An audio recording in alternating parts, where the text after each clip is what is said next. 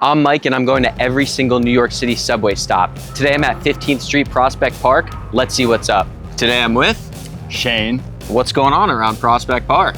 Well, let me show you. No, so you grew up here, like what made your parents move here? Or did they grow up here as well? So my parents grew up in Park Slope, and in the 80s, it got really expensive, and they had my brother, and they were like, we need to live somewhere cheaper. So they moved to Windsor Terrace. Wow. And we've been here ever since. So. Almost 50 years. Yeah, they've been here, yeah. That's cool. It's crazy, That's right? cool. Yeah, 40 years now, wow. That is a long time. So they've been here longer than they've been in Park Slope, so I guess they're, but yeah, it's funny, because I always tell people, like, they're like, oh, where are you from? Nobody knows Windsor Terrace. It's like very, obscure neighborhood. So I always say, like, oh, I'm from Park Slope, but I never actually ever lived there, so. I think you wish people knew about Windsor Terrace. I think that, I wish people knew more about the cemetery right there. So probably the coolest thing near 15th Street Prospect Park is the Greenwood Cemetery.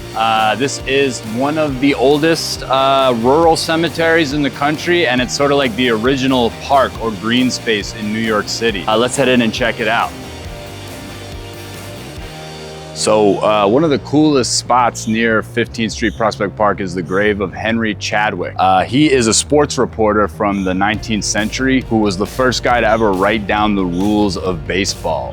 He would go to different towns and he would notice people playing this really similar game, but they all kind of had different rules. You go from like Brooklyn to Manhattan to New Jersey, everybody has slightly different rules. So he was like, all right, I'm gonna write this down. This is baseball. And so that was kind of the birth of professional competitive baseball. Is when he started reporting on it and kind of standardized how it was played. He also invented the box score, which is how people keep track of sports statistics today.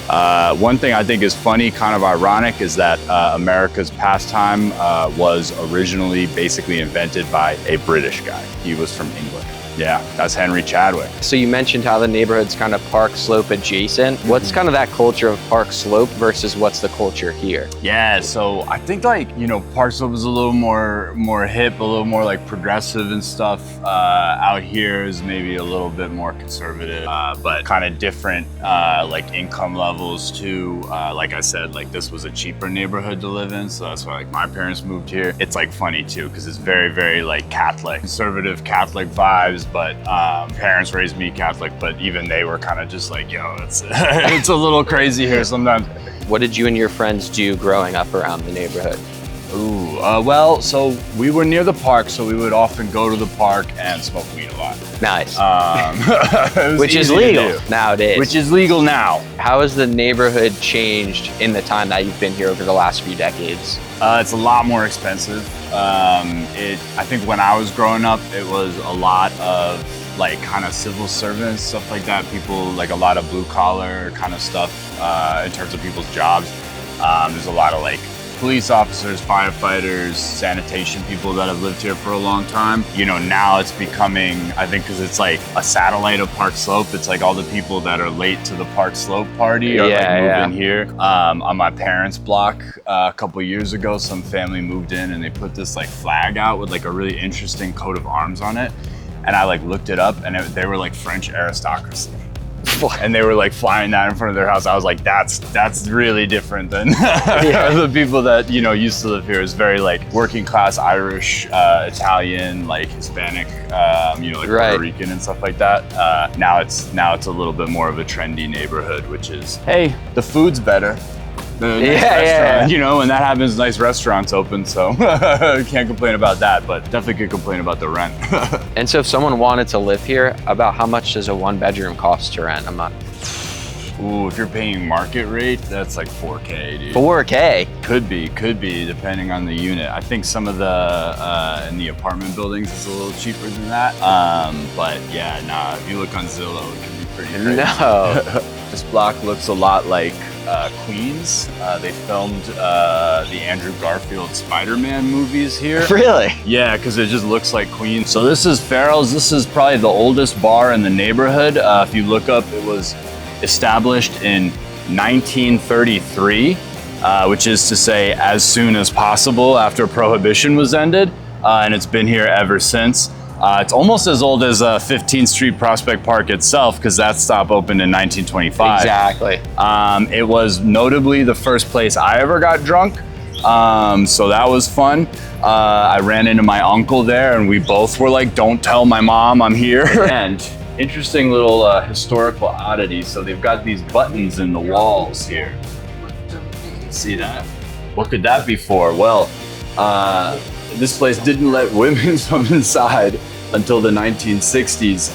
And then even then they couldn't approach the bar for like another 10 years. So if a lady was in the bar, she would be sitting away from it and she would press this button here, and then that would alert the bartender that she would like to order a drink, and he'd come out from behind the bar and take her order. Obviously, these are not used anymore. There's no reason anybody can approach the bar, but I just think that's always an interesting, quirky little detail that they've never renovated away, which is, you know, BQE, the Brooklyn Queens Expressway. Robert Moses built this in the 50s or 60s, I don't quite remember, but he had to basically demolish 12,000 homes in the neighborhood. So a bunch of people got kicked out of their houses, and then their houses got bulldozed so that we could have this beautiful highway. What are your favorite places to eat around Windsor Terrace? Ooh, yeah, there's a couple good places. There's this like Syrian Korean fusion spot. That sounds really good. Psycho, which is around the corner. That place is really good. We've got this hot dog spot called Dog Day Afternoon, which I like a lot. They do a really good Chicago dog. Yeah. There's some other stuff too, like there's a good Thai place. Oh, and actually my favorite spot, I can't believe I didn't think about this, is this Mexican restaurant, Elora's, on the corner of the block where I grew up. So, what are you getting at Elora's? Ooh, I'm definitely getting their chicken fajita. That you're a comedian. How did you get into that growing up here? Were there other comedians in the neighborhood? There kind of are. It's like funny because I'll go to Mike's in Brooklyn, and almost always I'll meet like another kid from Windsor Terrace, or like someone that's like a friend of a friend, or like one of my little brother's friends or something. Yeah. Oh shit, you do comedy now too? Hey, thanks for checking out my Subway stop. And if you're ever in the neighborhood, I highly recommend Poetica Coffee or Elora's Restaurant if you want some great Mexican. Thanks for dropping in Windsor Terrace with us. I'm Mike. Comment where we should go next, and check out Shane's comedy. He's a funny dude.